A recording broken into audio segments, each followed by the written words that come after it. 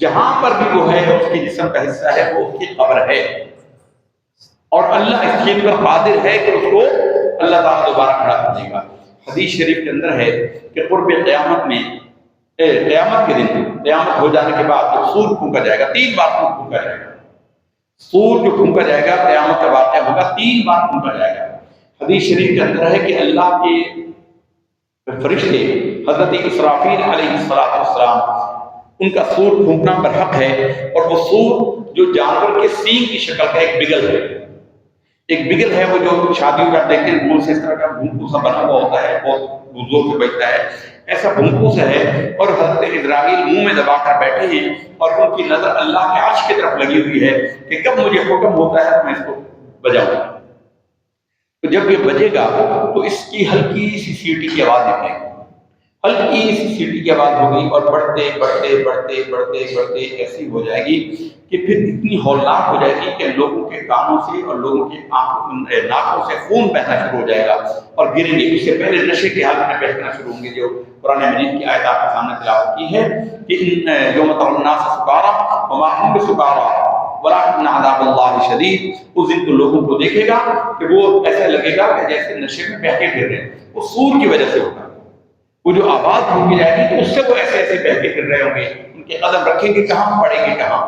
پھر وہ بڑھے گا اور ان کے کان اور ناکوں سے خون بہے گا اور وہ زمین پر گر جائیں گے، ہلاک ہو جائیں گے۔ پھر اللہ تعالیٰ ایک بارش برسائے گا، ان سب کو اٹھا کر اللہ تعالیٰ سمندروں میں بہا کے لے جائے گا، بارش کا پانی لے جائے گا۔ سارے کافر ہوں گے، ایک بھی مومن نہیں ہوگا جب قیامت آئے گی، ایک بھی ایمان والا نہیں ہوگا۔ پھر یہ سارے وہاں چلے جائیں گے، اس کے بعد قیامت کا واقعہ ہوگا، پہاڑ اور سمندروں میں آگ لگا دی جائے گی، پھر اللہ تعالیٰ ان کو کر دے گا۔ اس کے بعد پھر حدیث شریف کے اندر ہے کہ دوبارہ سور پھونکے گا، حضرت اسرافیل دوبارہ پھونکیں گے، اور اس سے پہلے 40 دن اور ایک روایت کے 40 سال اللہ تعالیٰ آسمان سے بارش برسائے گا، اور وہ بارش مرد کے مادہ منویہ کی طرح کا اس کا خوشبو، اس کا ذائقہ، اس کا رنگ ہوگا، اس کی بو ہوگی، اور وہ زمین پر برسے گی وہ بارش، اور بارش سے پھر زمین سے انسان ایسے نکلیں گے، اگیں گے جیسے سبزہ اگتا ہے، جیسے درخت اگتے ہیں ایسے اگیں گے۔ پھر دوبارہ سور پھونکا جائے گا، پھر یہ قبروں سے نکل آئیں گے پورے کے پورے، اور پھر تیسری بار پھونکا جائے گا تو ان کو ہانک کر میدان حشر میں اکٹھا کر دے گا، اور میدان حشر حدیث شریف کے روح سے ملک شام فلسطین میں قائم ہوگا، اسی کو پھیلایا جائے گا، یہاں سے پھیلے گا حشر کا میدان، بہت سارے لوگ کہتے ہیں عرفات میں پھیلے گا، حدیث شریف کے روح میں شام فلسطین یہ زمین ہوگی جہاں محشر کا میدان سجایا جائے گا، پھیلا دیا جائے گا زمین کو، اور زمین ابھی تو گول ہے، جب اس کو چپٹا کر دیا جائے، پھیلا دیا جائے تو بہت وسیع ہو جائے گی،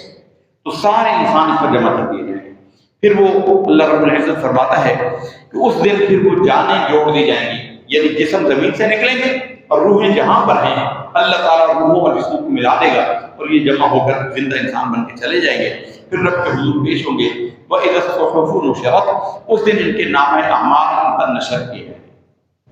ان کے نام ہماری کتابیں، ہم جو کچھ کرتے ہیں۔ اور سچی بات یہ ہے کہ پہلے تو شاید قرآن کو سمجھنا اتنا آسان نہ تھا جتنا آسان اب ہے، لیکن اب لوگوں کو پاس ٹائم نہیں، اب لوگوں کو ذوق نہیں،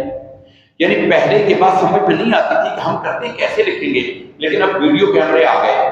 CCTV کیمرے لگ گئے، اب تو وہ دیکھتے ہیں کہ ہماری ایک ایک حرکت اس کے اندر محفوظ ہو رہی ہے، جہاں CCTV کیمرے لگے ہوتے ہیں ایک ایک حرکت وہاں نوٹ ہو رہی ہے، ایک ایک حرکت وہ نوٹ ہو رہی ہوتی حرکت۔ قرآن مجید میں اللہ رب العزت نے ارشاد فرمایا کہ اس دن انسان کے گلے میں ان کے نام عمل ڈال دیا جائے گا۔ سورہ بنی اسرائیل میں اللہ رب العزت دوسرے رکوع میں فرماتا ہے کہ انسان کا نام عمل اس گلے میں ڈال دیا جائے گا، اسے کہا جائے گا کہ اقرأ کتابک، اپنا نام عمل اپنی کتاب عمل کو خود پڑھ لے، اقرأ کتابک، پڑھ اپنی کتاب، کفا بنفسک اليوم علیک حسیبا، آج کے دن کو اپنا حساب کرنے کے لیے خود ہی کافی ہے۔ یعنی اللہ رب العزت فرمائے گا کہ میرے فیصلے کو تو چھوڑ، تو پڑھ کے یہ جس کا نام ہے عمل وہ اس کے لیے کیا ہونا چاہیے، اور وہ کتاب کتنی باریکی سے لکھے گی۔ قرآن مجید میں اللہ رب العزت نے فرمایا، سورۃ قاف میں کسی اور میں فرمایا کہ وہ ایسی کتاب سورۃ کہف میں فرمایا کہ وہ ایسی کتاب ہوگی کہ انسان جب اس کو دیکھے گا قالوا ما لهذا الکتاب، اس کتاب کو کیا ہو گیا،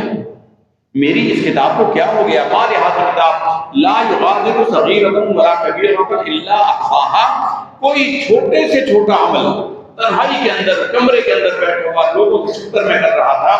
بڑے سے بڑا کوئی عمل ہو، کوئی شے اس نے چھوڑی نہیں جو لکھنا دی ہو، ہر شے لکھ دی۔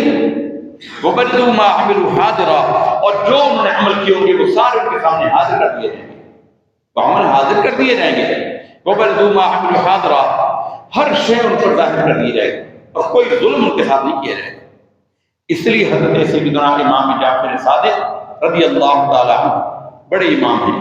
ہمارے ائمہ کے استاد ہیں، امام اعظم ابو حنیفہ کے بھی استاد ہیں۔ لوگ کہتے ہیں شیعوں کے امام ہیں، یہ ہمارے امام، شیعہ تو غلط طریقے سے مانتے ہیں، ہم ان کو صحیح طریقے سے مانتے ہیں۔ ہمارے امام ہیں امام جعفر صادق رضی اللہ تعالیٰ عنہ فرماتے ہیں کہ اے لوگوں، تم اللہ تعالیٰ کے کلام میں جب عذاب کی آیتیں پڑھتے ہو تو اللہ سے ڈرتے ہو، عذاب کی آیتیں، لیکن ہم اہل بیت محمد، ہم اہل بیت اطہار، ہم قرآن مجید کی جس آیت سے سب سے زیادہ خوفزدہ ہوتے ہیں وہ قرآن مجید کی وہ آیت ہے فَمَن يَعْمَلْ مِثْقَالَ ذَرَّةٍ شَرًّا يَرَهُ، ذرہ برابر، رائی کے دانے کے برابر کوئی چیز اگر کسی نے برائی کی ہوگی تو وہ بھی دیکھ لے گا، کوئی شے چھپے گی نہیں۔ سورہ لقمان کے اندر حضرت لقمان علیہ السلام اپنے بیٹے کو نصیحت کر رہے تھے، یا بنی انہا ان تکن مثقال حبۃ من خردل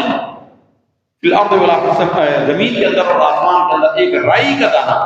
شہر کے لوگ رائی کو نہیں جانتے، خشخاش تو سب نے دیکھی ہوئی ہے، خشخاش کا ایک دانہ، باریک ترین دانہ۔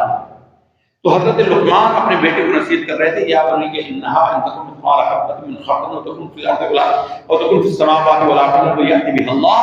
زمین میں آسمان میں کہیں پر ایک دانہ بھی ہو تو اللہ اس کو بھی لے آئے گا۔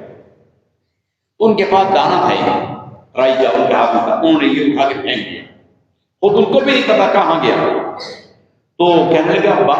کیا آپ یہ کہہ رہے ہیں کہ یہ جو دانہ میں نے پھینکا یہ بھی اللہ تعالیٰ لے آئے گا؟ ان کا اللہ اس پر بھی قادر ہے۔ تو اللہ تعالیٰ کی قدرت ہوئی کہ ایک پرندہ اس وقت زمین پر آیا، اڑتا ہوا آیا تھا، اس نے وہ دانہ اٹھایا، ان کا ہاتھ اس طرح بات کرتے ہوئے کیا، اس نے وہ دانہ ان کے ہاتھ سے پھینکا، اڑ گیا، اور وہ دانہ اللہ نے ان کے ہاتھ پر رکھ دیا۔ تو اللہ تعالیٰ سے کوئی شے چھپی ہوئی نہیں، اور ہمارے تمام اعمال کو فرمایا بھائی اس دن تمہارے نام اعمال نشر کر دیے جائیں گے، وَإِذَا السَّمَاءُ كُشِطَتْ، اس دن آسمان کی کھال پھینک دی جائے گی، ستارے بے نور ہو جائیں گے، چاند کا تارے جھڑ جائیں گے، ہر شے تباہ ہو جائے گی۔ تو آپ اندازہ کریں کہ آسمان کی شکل کیا ہوگی۔ وَإِذَا الْجَحِيمُ سُعِّرَتْ، اس دن جہنم بھڑکائی جائے گی۔ اللہ تعالیٰ سے پناہ مانگتے ہیں، سرکار دو عالم صلی اللہ علیہ وسلم نے جہنم کو مراجعہ فرمایا کہ میں نے اس سے زیادہ خطرناک منظر نہیں دیکھا۔ حدیث شریف کے اندر ہے کہ جو زمین پہ آگ ہے، جتنی بڑی سے بڑی آگ ہے، وہ اللہ تعالیٰ کی جہنم کی آگ کو 70 حصے ٹھنڈا کر کے زمین پر بھیجا ہے، 70 درجے ٹھنڈا کر کے زمین پر اتارا انسان کے فائدے کے لیے۔ اور 70 درجے ٹھنڈی آگ کی حد یہ ہے کہ جو لوہے کو پگھلانے کے لیے آگ کی ضرورت ہوتی ہے وہ 1000 درجے سیلسیس ہوتی ہے، 1000 درجے سینٹی گریڈ کے ٹیمپریچر، پانی 100 درجے پہ ابل جاتا ہے، 100 درجے اگر حدت ہو جائے تو پانی ابل جاتا ہے، اور لوہا پگھلتا ہے 1000 درجے پہ،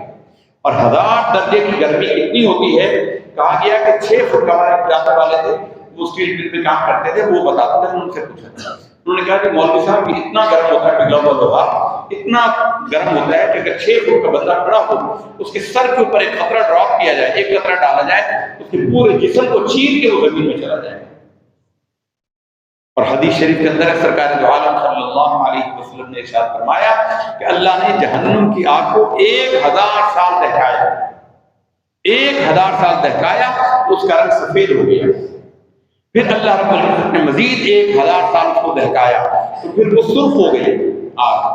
پھر اللہ نے مزید 1000 سال دہکایا تو اب وہ سیاہ ہو گئی، اور اب جہنم کی آگ سیاہ ہے، اور اللہ اس پر بس نہیں کرے گا بلکہ قیامت کے دن اس کو اور زیادہ بھڑکایا جائے گا، اور زیادہ بڑھ یقین اس دن جہنم کی آگ کو اور بھڑکایا جائے گا۔ اور فرمایا کہ اس کو فرشتے کھینچ کر لائیں گے، 70,000 تو لگامیں ہوں گی، اور ایک ایک لگام اتنی بڑی ہوگی کہ ہر لگام پر 70,000 فرشتے ہوں گے، اور وہ فرشتے انسانوں کے جسم کے نہیں ہوں گے، ایک ایک فرشتہ اتنا بڑا ہوگا کہ زمین کے مشرق و مغرب کو گھیر لے گا۔ ایک لگام پر 70,000 فرشتے، 70,000 لگامیں، اور وہ لائی جائے گی، اور اس کے اوپر پل صراط رکھ دیا جائے گا، اس کے اوپر اس کے پاس جنت رکھ دی جائے گی، وَإِذَا الْجَنَّةُ أُزْلِفَتْ، اس دن جنت قریب کر دی جائے گی، عَلِمَتْ نَفْسٌ مَّا أَحْضَرَتْ، اس دن ہر جان لے گی اس نے آگے کیا عمل بھیجا، اللہ کی بارگاہ میں ہم نے اپنے عزم کیا بھیجے، ان کا پتہ اس دن لگے گا۔ آج جو ہم عمل کرتے ہیں اخلاص پر مبنی ہو، اس کی قدر کہاں پڑے گی؟ آج جمعہ گزرا، آپ نے مسجد میں چندہ بھی دیا ہوگا، کسی نے 100 دیے، کسی نے 50 دیے، ظاہر کی بہت ہلکی قیمت ہے۔ سچی بات یہ ہے کہ اللہ کے راستے میں ہماری جان نکلتی ہے، پیسہ نکالتے ہیں، ہمارا حال بھی یہی ہے، 100-200 روپے بھی دینا مسجد میں سمجھتے بڑا کام ہے، 500 روپے تو خال کوئی دیتے ہیں، 1000 کا روپے شاید ہی کوئی دیتا ہوگا اللہ خلی، لیکن اللہ کے ہاں اس کی اتنی قیمت پڑنے والی ہے،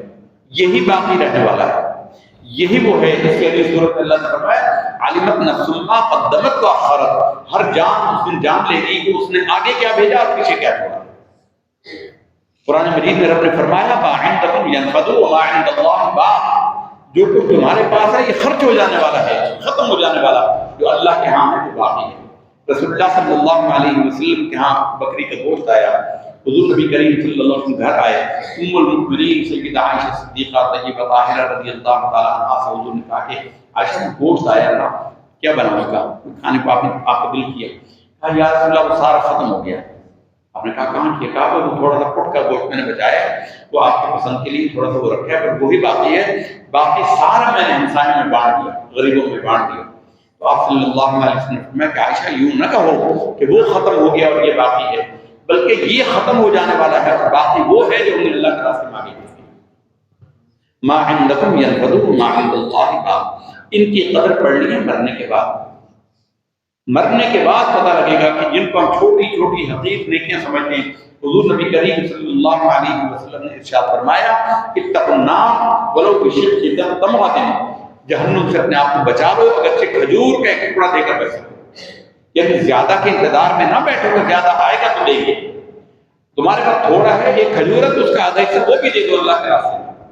اپنے آپ کو جہنم کی آگ سے بچا لو کہ یہ صدقہ یہ اللہ کے راستے کا دیا ہوا ہی سب سے زیادہ کام آتا ہے۔ اللہ تعالیٰ سے دعا ہے کہ ہمیں اعمال صالحہ کرنے کی توفیق دے، اپنے اور اپنے حبیب صلی اللہ علیہ وسلم کے رضا کے اعمال کرنے کی توفیق دے، قرآن حکیم میں صحیح پڑھنے سمجھنے اور عمل کی توفیق دے، دین اسلام پر خاتمہ ایمان پر فرمائے۔ وآخر دعوانا الحمد للہ۔